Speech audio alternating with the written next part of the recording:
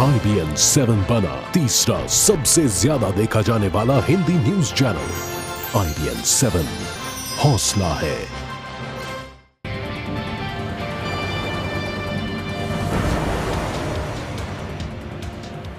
नमस्कार, आप देख रहे हैं देश दिन भर। मैं हूं ऋचा अनिरुद्ध। इस खास बुलेटिन में एक नए अंदाज में आप मेरे साथ देखेंगे देश की कोने कोने की खबर, और मुख्य खबरों पर हम बात करेंगे अपने रिपोर्टर्स के साथ। सबसे पहले बात करते हैं जम्मू कश्मीर की। बीजेपी प्रवक्ता संबित पात्रा ने कहा है कि अगर पीडीपी ने जम्मू कश्मीर में और अलगाववादी रिहा किए तो जम्मू कश्मीर में बीजेपी पीडीपी गठबंधन से पीडीपी को ही रिहा कर देंगे। ये बात संबित पात्रा ने IBN 7 के एक कार्यक्रम में कही है। हम आपको बता दें कि मुफ्ती सरकार ने कुख्यात आतंकी आशिक हुसैन फख्तू उर्फ कासिम फख्तू समेत 7 से 8 आतंकियों और अलगाववादी नेताओं को रिहा करने की तैयारी कर ली है। सूत्रों के मुताबिक मसरत आलम की रिहाई के बाद सूबे के गृह विभाग ने एक लिस्ट तैयार की है और इस लिस्ट में 7 से 8 अलगाववादी नेताओं के नाम हैं। सूत्रों का दावा है कि जम्मू कश्मीर के DGP राजेंद्र की इस सिलसिले में मुख्यमंत्री मुफ्ती मोहम्मद सईद के साथ बैठक हो चुकी है। हालांकि चूंकि फख्तू को सुप्रीम कोर्ट से सजा मिली है, इसलिए जम्मू कश्मीर कोर्ट ने उसकी रिहाई से इनकार कर दिया है। अगर ऐसे लोगों को रिहा किया जाएगा तो हम भी पीडीपी को रिहा करने की सोच लेंगे।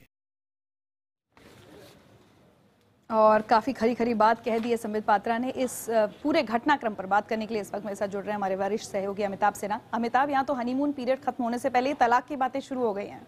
या फेरे लेते ही तलाक की बात शुरू हो गई है रिचा, क्योंकि सबसे पहले आपने देखा होगा जब जैसे ही शपथ ली गई उसके बाद पाकिस्तान और अलगाववादियों के लिए शांतिपूर्ण चुनाव करवाने की बात करके तारीफ की थी मुफ्ती मोहम्मद सईद साहब ने। दूसरी बात तब हुई जब अफजल गुरु के अवशेष लाने की बात पीडीपी विधायकों ने कर दी, और अब तीसरी बात ये इनकी रिहाई से लेकर हो गई है, तो एक आतंकी की रिहाई से हो गई है। तो ये लगातार 3 बातें हो गई एक हफ्ते के भीतर। तो बीजेपी के लिए फजियत है।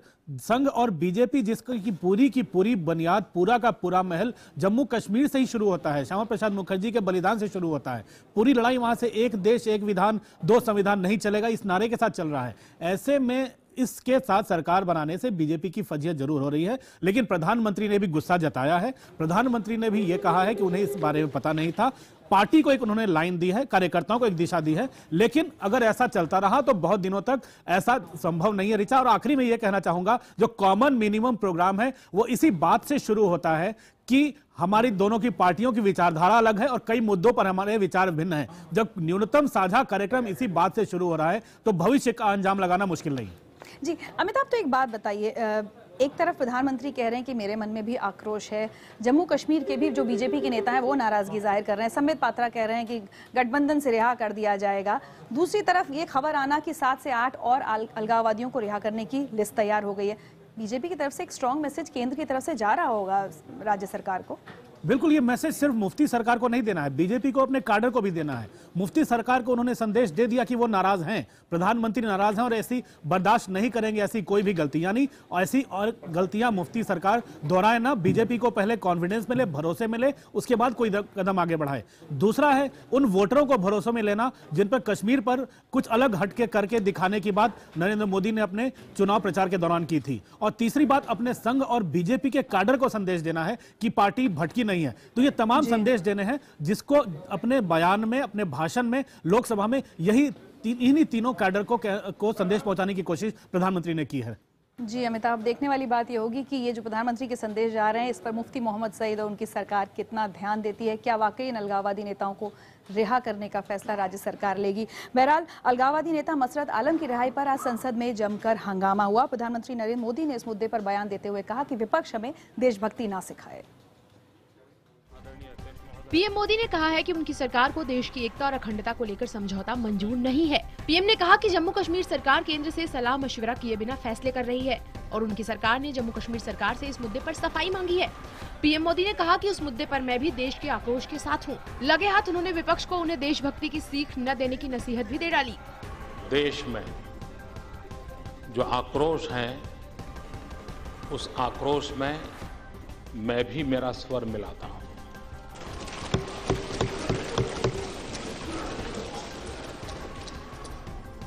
यह देश अलगाववाद के मुद्दे पर, आतंकवाद के मुद्दे पर दल बंदी के आधार पर न पहले भी सोचता था, न आज भी सोचता है, न आगे भी सोचेगा। कश्मीर में पीडीपी और बीजेपी की साझा सरकार है। केंद्र सरकार और बीजेपी का दावा है कि मसरत की रिहाई को लेकर उन्हें अंधेरे में रखा गया। वैसे पीएम मोदी से पहले गृह मंत्री राजनाथ सिंह ने भी सदन में अलगाववादी नेता मसरत की रिहाई पर सफाई दी। उन्होंने सदन को बताया कि मसरत की रिहाई पर केंद्र सरकार से सलाह नहीं ली गई। हालांकि मसरत आलम की रिहाई पर प्रधानमंत्री मोदी ने जो बयान दिया है उस पर विपक्ष ने जमकर पलटवार किया है। उधर दिल्ली से जम्मू तक लोग सड़कों पर उतर आए हैं मसरत आलम की रिहाई के विरोध को लेकर। मल्लिकार्जुन खड़गे ने प्रधानमंत्री मोदी के बयान पर कहा कि जब पीएम मोदी को जानकारी नहीं थी तो वो पीडीपी से समर्थन वापस लें। उधर राज्यसभा में भी इस मुद्दे पर सरकार को विपक्ष के तीखे हमले का सामना करना पड़ा। जवाब में अरुण जेटली ने कहा कि राष्ट्रीय सुरक्षा के विषय में सरकार कभी समझौता नहीं करेगी। आपको बता दें कि कश्मीर में पीडीपी और बीजेपी की साझा सरकार है, लेकिन अब गठबंधन के भविष्य को लेकर अटकलों का बाजार गर्म होने लगा है। हालांकि पीडीपी सब कुछ सामान्य होने का स्वांग रच रही है। Reconciliation and peace efforts are part of the agenda of the alliance between the PDP and the BJP, and that should be implemented in letter and spirit. And state government is allowed to take such decisions which are beneficial for restoring peace and the trust of people on the democratic setup. इधर मसरत की रिहाई को लेकर दिल्ली में हिंदू सेना ने विरोध प्रदर्शन किया। वहीं जम्मू में जम्मू यूनिवर्सिटी के छात्रों ने अपनी क्लास के बाहर हंगामा किया। तो एक तरफ मसरत आलम की रिहाई को लेकर इतना बवाल मचा हुआ है, दूसरी तरफ पाकिस्तानी उच्चायुक्त अब्दुल बसीत ने अलगाववादी नेता सैयद अली शाह गिलानी से मुलाकात की है। दूसरी तरफ ईडी ने अलगाववादी नेता शब्बीर शाह को पाकिस्तान से हवाला कनेक्शन पर नोटिस भेजा है। अलगाववादी नेता मसरत की रिहाई को लेकर संसद से सड़क तक बवाल मचा है, लेकिन पाक अपनी हरकतों से बाज नहीं आ रहा है। आज दिल्ली में पाक उच्चायुक्त अब्दुल बासित ने अलगाववादी नेता सैयद अली शाह गिलानी से मुलाकात की है। ये मुलाकात तब हो रही है जब मसरत को लेकर जम्मू कश्मीर में बीजेपी पीडीपी के बीच मुश्किल खड़ी हो गई है। इससे पहले पिछले साल दिल्ली में पाक उच्चायुक्त के अलगाववादी नेता को मिलने से नाराज भारत ने विदेश सचिव स्तर की वार्ता को रद्द कर दिया था। इधर ईडी ने अलगाववादी नेता शब्बीर शाह को नोटिस भेज कल पूछताछ के लिए बुलाया है। शब्बीर शाह पर पाकिस्तान से हवाला के जरिए पैसे मंगाने का आरोप है। सूत्रों से मिली जानकारी के मुताबिक उनकी पत्नी बिल्किस को हवाला के जरिए 1.5 करोड़ रुपए दिए गए थे। चलिए आगे बढ़ते हैं और बात करते हैं आम आदमी पार्टी की। आम आदमी पार्टी के अंदर कलह बढ़ती ही जा रही है। अब पार्टी सांसद भगवंत मान ने योगेंद्र यादव, प्रशांत भूषण और शांति भूषण को पार्टी से निकाल देने की मांग उठा दी है। आम आदमी पार्टी में सब कुछ ठीक नहीं है। अब पंजाब से पार्टी के सांसद भगवंत मान ने योगेंद्र यादव और प्रशांत भूषण के खिलाफ मोर्चा खोल दिया है। भगवंत मान ने इन दोनों नेताओं के साथ शांति भूषण को भी पार्टी से निकाले जाने की मांग की है। सांसद भगवंत मान ने ये दावा किया कि पंजाब के संगरूर में शांति भूषण ने दिल्ली चुनाव अपने नेतृत्व में लड़े जाने की मांग उठाई थी।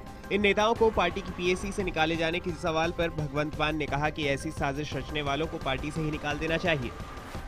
देखिए, प्रशांत जी और योगेंद्र जी बहुत सीनियर हैं, लेकिन पार्टी में कोई जितना मर्जी सीनियर हो, लेकिन अगर वो पार्टी को कमज़ोर करने के लिए साजिश कर रहा है, जब पार्टी को इलेक्शन में हराने के लिए षड्यंत्र कर रहा है, तो उनके खिलाफ जो डिसिप्लिनरी एक्शन जो वो लेना बनता है। इससे पहले कल पार्टी नेता आशुतोष ने भी तीनों नेताओं को पार्टी के खिलाफ काम करने वाला बताया था। बंगाल की मुख्यमंत्री ममता बनर्जी ने आज प्रधानमंत्री नरेंद्र मोदी से मुलाकात की है। प्रधानमंत्री बनने के बाद मोदी से ममता बनर्जी की पहली मुलाकात थी और इस मुलाकात में ममता ने अपने राज्य के लिए कर्ज माफी की मांग की है। तृणमूल कांग्रेस के मुताबिक ममता बनर्जी की प्रधानमंत्री से मुलाकात राजनीतिक नहीं बल्कि पीएम और सीएम के बीच होने वाली सामान्य बैठक थी। ममता बनर्जी ने कर्ज से घिरे राज्य के लिए केंद्र से मदद की मांग की है। राज्य के ऊपर अभी कोई 2 लाख करोड़ रुपए का कर्ज है। हालांकि वित्त मंत्री ने बजट में बंगाल के लिए पैकेज की घोषणा की है, लेकिन ममता बनर्जी उससे खुश नहीं है। जो चर्चा हुआ है, चर्चा का बाद में प्राइम मिनिस्टर जो कहा है, वो कहा है कि ये बात सच है कि पश्चिम बंगाल को कर्जा सबसे ज्यादा है, देश में सबसे अधिक है। लेकिन तब भी एक बात है, इसका परिस्थिति में भी आप लोगों ने फाइनेंशियल डिसिप्लिन किया है फाइनेंस को, और आप लोगों ने बहुत बढ़िया काम किया है, और आप लोगों को फाइनेंस की परिस्थिति भी आप लोगों ने बहुत बदल किया है।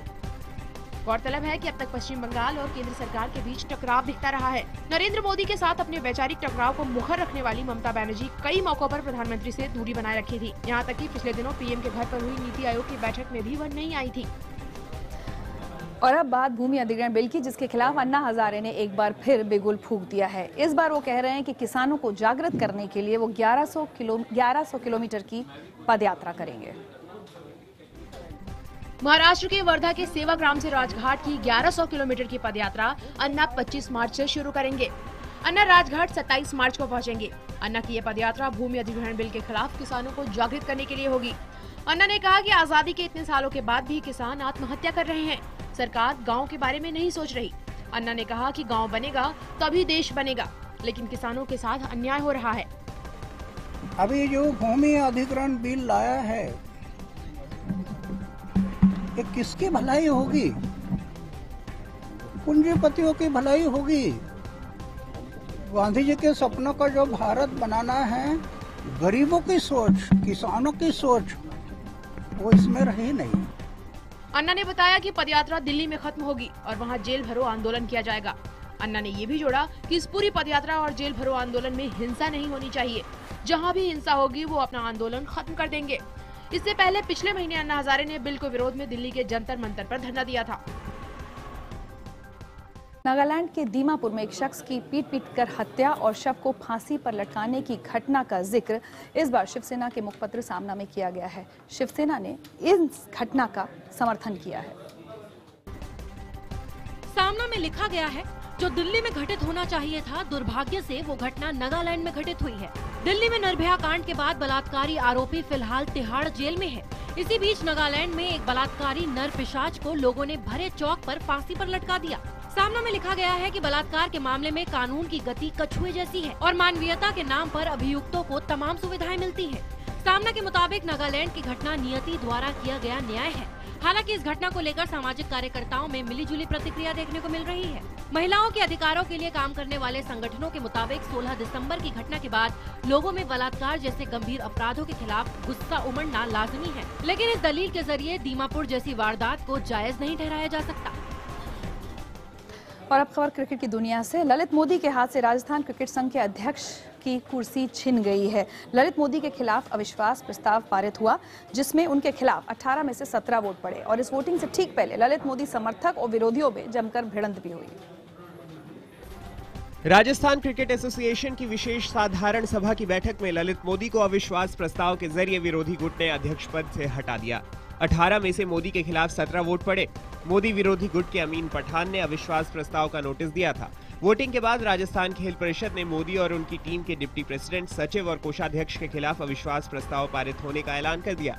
हालांकि मोदी गुट के जिला संघों ने बैठक में भाग लेने की अनुमति नहीं देने का आरोप लगाते हुए अविश्वास प्रस्ताव को कोर्ट में चुनौती देने का फैसला किया है। वोटिंग से पहले आज मोदी समर्थक और विरोधियों में जमकर झड़प भी हुई। बात यहां तक पहुंच गई कि सवाई मानसिंह स्टेडियम परिसर के बाहर पत्थरबाजी तक हो गई। मोदी समर्थकों का आरोप है कि अमीन पठान के समर्थकों ने उनकी बस पर हमला किया। और ऑस्ट्रेलिया में भारतीय महिला प्रभा अरुण कुमार की बेरहमी से जो हत्या हुई है, उस घटना से ठीक पहले का वीडियो सामने आया है। इस वीडियो में प्रभा उस रास्ते पर गुजरती हुई दिख रही हैं जहां पर उनकी हत्या की गई। ऑस्ट्रेलिया के सिडनी में भारतीय महिला की मौत से पहले का वीडियो सामने आया है। सिडनी में एक दिन पहले 41 साल की महिला प्रभा अरुण कुमार की चाकू घोंपकर हत्या कर दी गई थी। हमला उस वक्त हुआ जब प्रभा घर के पास बने पार्क से निकल रही थी। घटना के वक्त प्रभा फोन पर अपने पति के साथ बात कर रही थी। खबरों के मुताबिक उनके पति अरुण ने प्रभा की चीखें सुनी। उन्होंने सुना कि प्रभा हमलावर से दया की गुहार लगा रही थी और ये कह रही थी कि वो जो चाहे ले जाए पर उनकी जान बख्श दे। लेकिन हमलावर का दिल दया की गुहार से नहीं पसीजा और उसने चाकू मारकर प्रभा का कत्ल कर दिया। सदमे से टूट चुके प्रभा के पति ऑस्ट्रेलिया पहुंच चुके हैं। Mobbing, robbery, all those things happen all over the world. It's not just Australia or it's not just some particular country. So it happens everywhere around the world. But then when it comes to Australia, yes, because previously in previous years, there were so many racism and things and all. But then with this incident, I don't want to comment on any such issues. वहीं भारतीय विदेश मंत्रालय ने परिवार को हर संभव मदद देने का भरोसा दिलाया है। All we can say is that we take this matter seriously. We are in touch with the Australian authorities in New South Wales. Our Consul General is facilitating Mr. Arun Kumar in all the assistance that he requires. और खबर पंजाब से, जहां मोहाली में 1 करोड़ 34 लाख रुपए की लूट का मामला सामने आया है। पुलिस के मुताबिक 8-9 बदमाश एक फॉर्च्यूनर कार से आए और एक्सिस बैंक की कैश वैन लूट कर चले गए। इस मामले में अभी तक कोई गिरफ्तारी नहीं हुई है। एक्सिस बैंक की कैश वैन चंडीगढ़ से निकली थी। सुबह करीब 10:15 बजे ये वैन निकली तो उसके पीछे एक फॉर्च्यूनर कार लग गई। जब कैश वैन मोहाली के दुरेला इलाके में पहुंची तो वहां फॉर्च्यूनर कार ने कैश वैन का रास्ता रोक लिया। फिर कार से करीब 8-9 बदमाश बाहर निकले और उन्होंने वैन के ड्राइवर और गार्ड की आंखों में मिर्च का पाउडर डाल दिया। इसके बाद बदमाशों ने वैन का ग्लास तोड़कर उसमें लगे सीसीटीवी कैमरे को निकाल फेंका। बाद में बदमाश कैश वैन को एक सुनसान इलाके में ले गए और 1 करोड़ 34 लाख रुपए निकालने के बाद रफू चक्कर हो गए। पुलिस ने मामले की जांच शुरू कर दी है। आप देख रहे हैं देश दिन भर और अब खबर गुजरात से। गुजरात के जूनागढ़ में चिड़ियाघर में एक शेर के साथ खेलते हुए एक शख्स का वीडियो सामने आया है। वीडियो के सामने आने के बाद जू प्रशासन ने मामले की जांच के आदेश दे दिए हैं। जूनागढ़ के शक्करबाग जू का एक वीडियो हैरत में डालने वाला है। इस वीडियो में एक शख्स चिड़ियाघर में शेर के पिंजरे में घुसकर उसके साथ खेल रहा है। वीडियो में ये शख्स पिंजरे के अंदर घुसता है और बिना किसी डर के शेर के साथ छेड़छाड़ करना शुरू कर देता है। जानकारी के मुताबिक ये शख्स चिड़ियाघर में जानवरों की देखरेख का काम करता है। इस वीडियो के सामने आने के बाद जू प्रशासन ने मामले को गंभीरता से लिया है। वहीं केयरटेकर के खिलाफ मामले की जाँच के आदेश भी दे दिए हैं। और हमारी अगली खबर भी गुजरात से ही है, जहां के बोटाद कस्बे में 200 बच्चे एक ही रात में स्कूल की पढ़ाई से महरूम हो गए। रातों रात स्कूल की बिल्डिंग गिरा दी गई और जब बच्चे सुबह स्कूल पहुंचे पढ़ने तो वहां सिर्फ मलबा ही मिला उन्हें। गुजरात के बोटाद शहर में एक ही रात में स्कूल की बिल्डिंग ढहा दी गई। शहर के प्राइमरी स्कूल में 200 से ज्यादा बच्चे पढ़ते थे। जब ये बच्चे अगली सुबह स्कूल पहुंचे तो वहां मलबे के सिवा कुछ नहीं था। स्कूल प्रशासन के मुताबिक उन्हें भी नहीं पता कि ये काम किसने किया। बोटाद में कई सालों से स्कूल चलाया जा रहा था, लेकिन देर रात कुछ अज्ञात लोगों ने स्कूल की बिल्डिंग पर बुलडोजर चला दिया। घटना के बाद पुलिस में मामला दर्ज करा दिया गया है। चलिए इसी खबर के साथ देश दिन भर में अभी मेरे साथ इतना। एक छोटे से ब्रेक के बाद मिलूंगी आपसे स्पेशल रिपोर्ट के साथ।